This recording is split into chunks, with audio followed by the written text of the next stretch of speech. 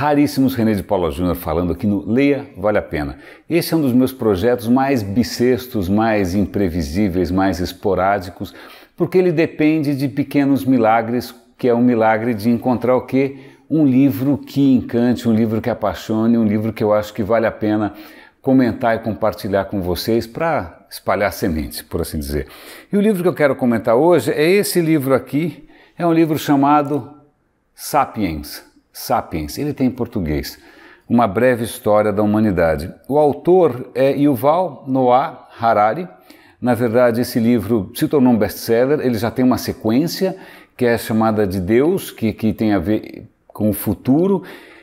A graça desse livro aqui é mais ou menos o que ele se propõe aqui no começo, uma breve história da humanidade. Eu ouvi na versão em áudio, eu gosto muito de audiolivro, né? E uma das graças desse livro, eu resisti um pouco no começo, porque o simples fato de ser um best-seller me deixou assim meio ressabiado, eu esperei baixar um pouco a poeira para ler um pouco com calma, né? Sem spoilers, sem muita gente palpitando, etc. e tal. Mas eu posso dizer que valeu muito a pena. Eu acho que uma das coisas que me encanta nesse tipo de livro, e são vários desses livros que eu já comentei aqui no Leia Vale a Pena, são esses livros em que o autor tem não só o conhecimento vasto, mas também o talento invejável de comunicar ou de tornar mais palatável, né, conhecimento científico. Eu não sou acadêmico, eu não sou um cientista, eu não sou um especialista em nenhuma vertical tão profunda assim, então eu fico muito feliz quando alguém faz esse esforço, né, de jogar a rede aí, fazer um arrastão aí nas últimas descobertas científicas, as últimas descobertas do conhecimento humano e consegue traduzir isso de uma maneira que faça sentido e transforme a maneira de pensar. Eu acho que esse foi o caso aqui com o Harari. E o que me encantou aqui no livro dele? Eu acho que várias coisas. De uma certa maneira, eu posso garantir desde já que muitas das informações que eu vi aqui, desde o início da espécie, da evolução, etc. e tal, para mim não eram exatamente novidade. Mas tem aliás, esse cara escreve absurdamente bem, né? Ele escreve com uma clareza, com uma elegância, com uma leveza que são admiráveis. Mas ele, além de dar esse panorama, né, da visão científica de como a humanidade veio evoluindo, se é que evoluindo é uma boa palavra, mas tudo bem, ele coloca também, às vezes, posições bastante assertivas, bastante provocativas, né? E aí várias coisas me chamaram a atenção aqui, é lógico que eu não vou resumir o livro todo, né? Uma das coisas que ele coloca como é que uma espécie como a nossa, que sei lá, não faz muito tempo, a gente era mais uma espécie irrelevante, mais um primata bobo qualquer, solto por aí na África, como é que a gente chegou onde a gente chegou? Como é que a gente chegou aos tablets, né? E o que ele coloca é uma revolução que ele chama de cognitiva. A partir de um certo ponto, não é só uma questão de desenvolver linguagens, porque vários animais têm linguagens com diferentes graus de complexidade, né? A questão é que a gente foi capaz de contar histórias sobre coisas que não existem, a gente foi capaz de inventar mitos, a gente foi capaz de inventar ficções. E por mitos e ficções vai desde mitos sobre a origem do universo até corporações que ele coloca no mesmo patamar. Uma corporação, ou um país, ou uma nação, são histórias que a gente conta para a gente mesmo, elas não existem por si só. Então, o fato da nossa espécie ter conseguido essa inovação, isso sim é uma inovação disruptiva, é interessante reconhecer o poder dessa capacidade humana ou dessa faculdade humana que é de inventar e de acreditar em histórias. Isso por si só já é muito legal.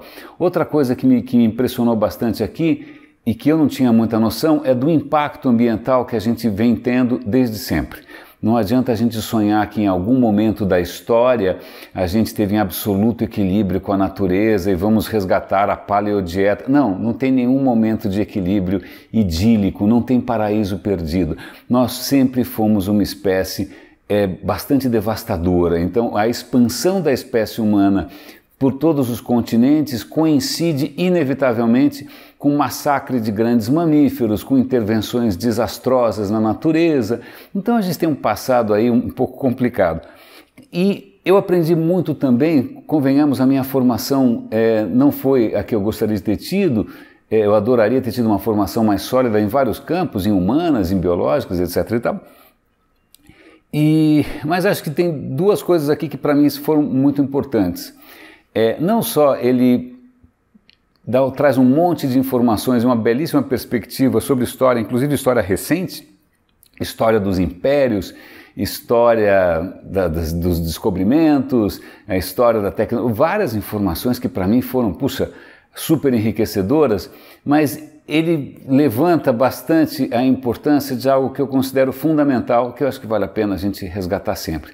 Embora eu tenha tido uma formação bastante robusta em exatas, tecnologia não necessariamente é ciência, isso é uma coisa curiosa, porque tecnologia, os caras faziam máquina a vapor antes de saber da segunda lei da entropia, né? Os caras já faziam, sei lá, até hoje você toma uma anestesia, que é uma tecnologia, mas ninguém sabe por que a anestesia funciona. Então existe aí um gap, uma diferença entre tecnologia e ciência. E uma das coisas que são fundamentais da ciência e que são fundamentais para a gente ter chegado onde a gente chegou é o que ele chama de ignoramos, que é uma expressão em latim que quer dizer, não sei, não sabemos. É essa humildade da ciência, essa certeza de que qualquer certeza é temporária, né, que a gente está sempre, se a gente usar o método científico, a gente está sempre questionando as certezas temporárias que a gente tem em busca de uma certeza mais poderosa. Não vai ser definitiva nunca, mas ela vai ser mais poderosa que a anterior. Então essa humildade de que, o que a gente sabe ainda é apenas uma aproximação, né, a gente conseguirá melhores aproximações, essa é uma outra revolução, que é a revolução científica, que veio além da revolução que é simplesmente de contar histórias e contar mitos. Então a revolução científica que parte desse princípio absolutamente modesto, né, de muita humildade, inclusive, reconhecer que talvez as nossas certezas não valham tanto assim e que vale a pena a gente expandi-las cada vez mais.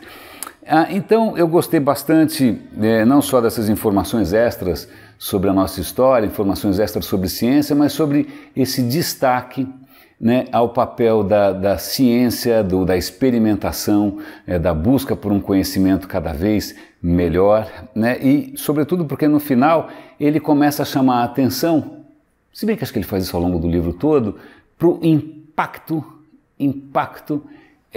da atividade humana, o impacto ético, algumas questões que ele levanta no final sobre tecnologia, sobre o que a gente está fazendo, sobre o que a gente está prestes a fazer, para mim são música para os meus ouvidos, porque realmente é um tema que me fascina.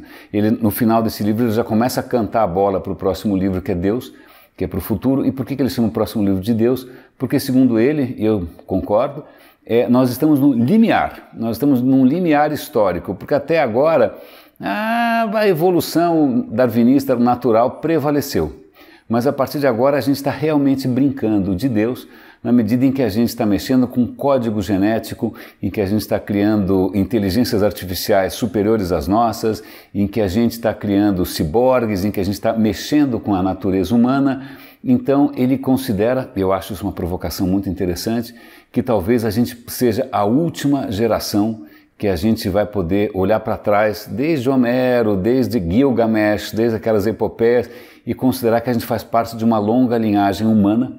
Talvez daqui para frente isso não seja possível. Bom, enquanto isso, né, nós humanos, demasiadamente humanos, eu recomendo fortemente essa leitura. Está aqui vou colocar a imagem para vocês verem de novo aqui. Está aqui a capa do livro. Ele, obviamente, a imagem surtou. E 3, 2, 1, aqui está. Senhor Harari, Yuval Noah Harari, Sapiens. Recomendo que você leia com o coração e com a mente aberta, porque eu acho que o futuro merece. Raríssimos, muito obrigado e até o próximo episódio aqui do Leia Vale a Pena.